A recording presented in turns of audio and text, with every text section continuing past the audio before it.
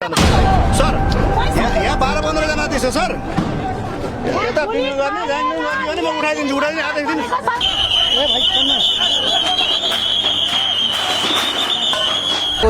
खोलेर आइज मा कसम यहाँ गाड्दैन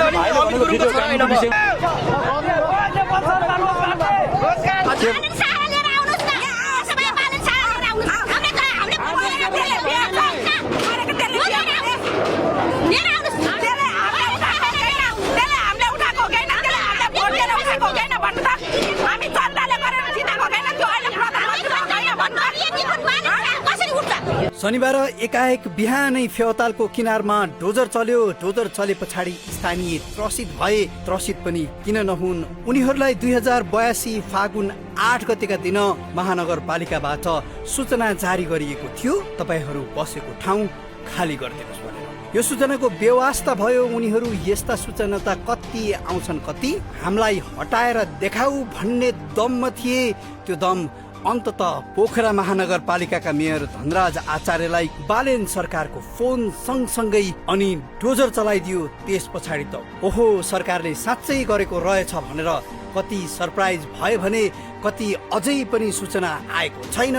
हामीलाई नै भन्नुपर्छ, घर अगाडि नै आएर टाँस्नुपर्छ, मैलै भन्नुपर्छ, फोनै गर्नुपर्छ भन्ने जस्ता तर्कहरू दिएर आशय व्यक्त गर्दै थिए। तर यो सूचना 2082 फागुन 8 गते नै महानगरले सूचना जारी गरिसकेको थियो। फेवातालको किनारमा लगभग अब भने डोजर चल्ने पक्का भएको छ।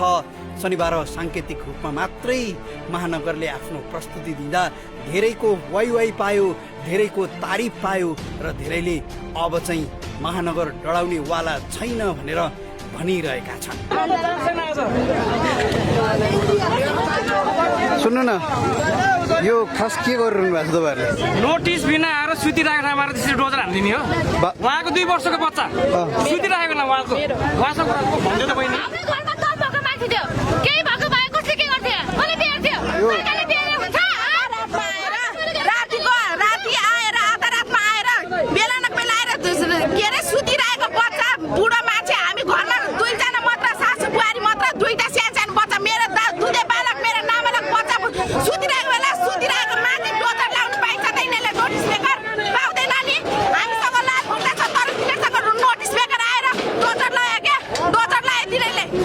बालेन शाहले परेको म बेहोर्छु गएर हालिदिनुहोस् भन्नुभएको छ नि।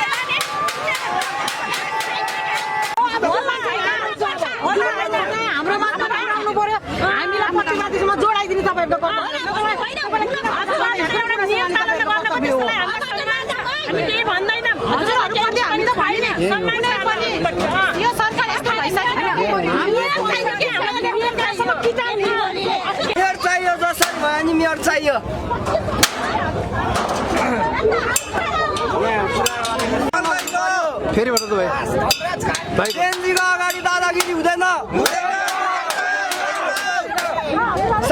हुनु पर्यो, तपाईँहरू साइड हटिदिनु।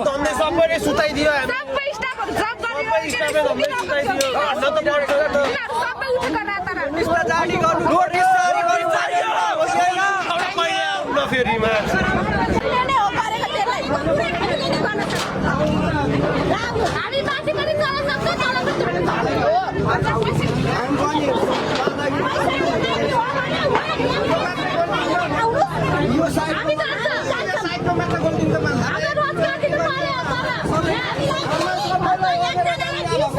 दिनुपर्छ महिना कति दिनु पर्यो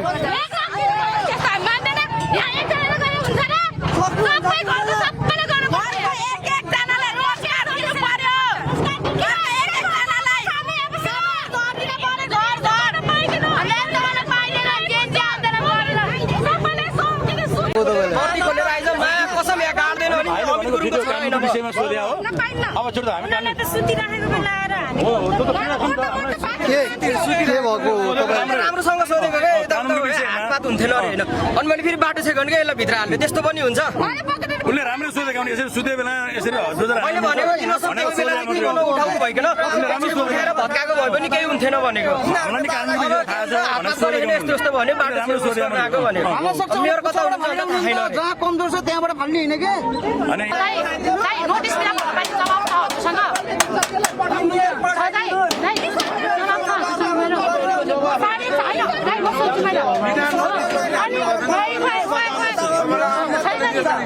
सरकार आफूमाथि बसेर कसैलाई पनि दबाब नदे सर म एउटा क्वेशन सोध्न चाहन्छु हो तपाईहरु नगरपालिकामै जानुस्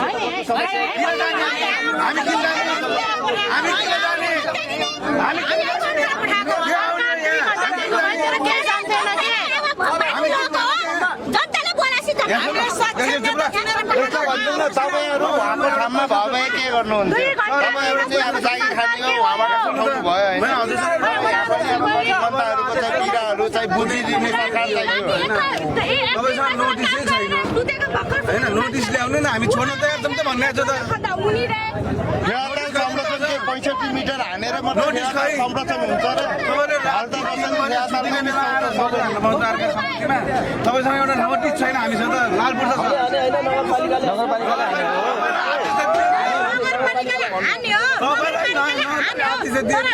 समय चाहिन्छ मिति चाहिन्छ टाइम चाहिन्छ 4 बजे सुतेको बेलामा हान्न पाइन्छ होइन हजुरहरूलाई भन्नु खोजेको नि होइन उहाँहरूलाई चाहियो मेयर चाहियो अरे कि मेयरलाई बनाइदिनुहोस् अनि यो बाटो खुल्छ अरे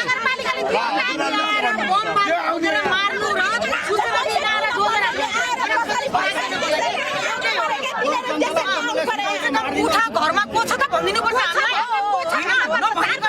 पछि टहरा माथि बिस्तारै हाम्रो टहरा मुनि छन् माथि डोजर लागिरहेको छ हामीलाई भन्नुपर्छ हामीलाई हामी यही दिन हुनाले हामीले भोट हालेको ठिक छ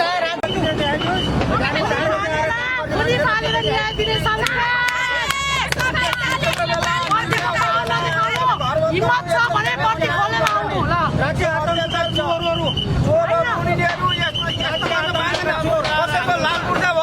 कसैको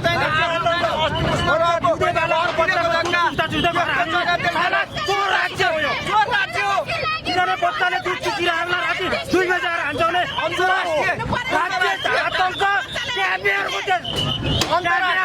अन्तर्राष्ट्रिय कानुनमा नभएको कुरा यहाँ जाने कानुन कसरी दुध चुसिरहेछ बच्चाले दुध चुसिरहेछ पत्र लेख्न सक्दैन आतंक गरेर हुन्छ राज्य आतंक गरेर हुन्छ राज्य आतंक गर्ने बच्चा बच्ची इन्दरको बच्चा बच्ची छैन दुधे बालक छैन राज्य आतंक गर्न पाइन्छ यो कुरो कानुन छैन एसपीको छोरछोरीलाई बेला हामीले मञ्च बसेर बढ्ती लाएर नि लडिन्छ हामी बिचमा बढ्तीको राज्य आतंक मिडियालाई एउटा कुरा दिदी एकछिन दिदी म मिडियाका साथीहरूलाई म के भन्न चाहन्छु भने तपाईँहरू भिडियोमा भ्युज बढाउनलाई यसरी भिडियो मात्रै खिच्नु भन्दा तपाईँहरू सर यहाँ 12-15 जना दिन्छ सर यता बिल गर्ने जान्नु गर्ने म उठाइदिन्छु आदेश दिनु सरकार हो भने देखाउनु गल्ती छ भने लाउरी लाउनु हौ सर हजुरहरु पनि हामी जस्तै हो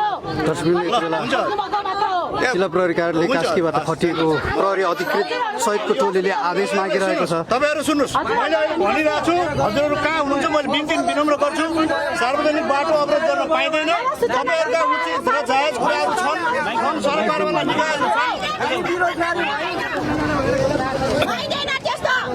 आदरणीय जुन बाटो अवरोध गरिरहनु भएको छ हाम्रो आमा बुवा दाजुभाइ तथा दिदीबहिनीहरू म नम्र तरिकाले यहाँलाई निवेदन गर्न चाहन्छु जिल्ला प्रहरी कार्यालय कास्कीको तर्फबाट जुन किसिमबाट जुन बाटो अवरोध भएको छ यो सार्वजनिक बाटो हो। सार्वजनिक बाटोमा यात्रुहरू हिँड्न आउन जान पाउनुपर्छ, उहाँहरूको हकको कुराहरू हुन्छन्। हजुरका जायज मागहरू छन् भने हजुरका जुन बाटो संरचनाहरू जुन हटाइएको छ त्यो संरचना हटाउने कुराहरू महानगरपालिकाले गरेका निर्णयहरू, नेपाल सरकारबाट लागू भएका नियमहरू, नीतिहरू, त्यसबाट टेकेर गरिएका कामहरूलाई कहीँ तपाईँहरूको त्यस विषयमा आवाज उठाउनु पर्ने, आवाजहरू सुनवाई हुनुपर्ने, कार्यान्वयन हुनुपर्ने विषयवस्तुहरू छन् भने सम्बन्धित निकायबाट हुन्छ। तर सार्वजनिक स्थानको सार्वजनिक यातायात बाटो अवरोध गर्न पाइँदैन। अवरोध गर्नु भने प्रहरीले नियन्त्रण गर्छ। लास्ट हामीले रिक्वेस्ट गरे तपाईँले 2 मिनटभित्रमा बाटो खोल्नु भएन, हामी भने हाम्रो अवरोध तरिकाले गर्छौँ। मैले भनिसकेँ, तपाईँले बुझ्नु भयो, यो कुरा मान्नु होला प्लिज। मैले भनिसकेँ यो लास्ट हो, प्लिज हजुर जस्तो मान्छेहरू कति हुनुहुन्छ तपाईँको न्यायको लागि एउटा समिति बनाउनुहोस्। त्यो समितिका निश्चित मान्छेको वार्ता गर्न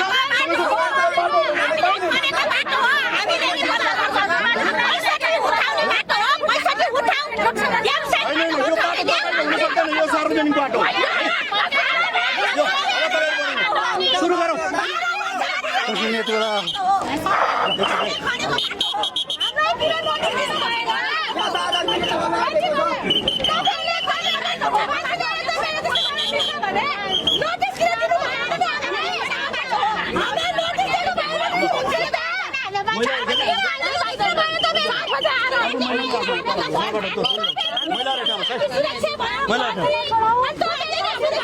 माइकबाट भनिदिनु न समय हामीले रिक्वेस्ट गरेको छ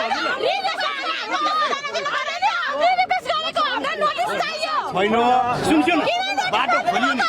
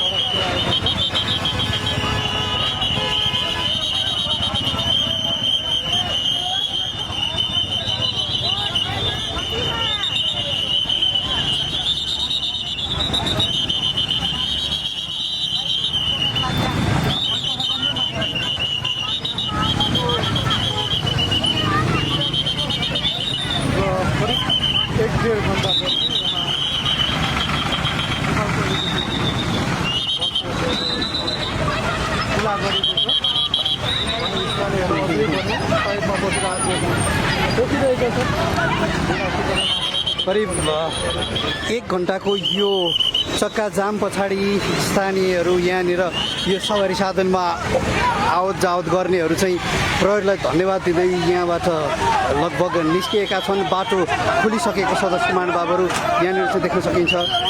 यहाँ अहिले चाहिँ स्थानीयहरू छुट्टै बाटोभन्दा तलपट्टि गएर यहाँ विरोध गरिरहेको अवस्था छ। मेरो साथी टिभी हरपलको सहयात्री।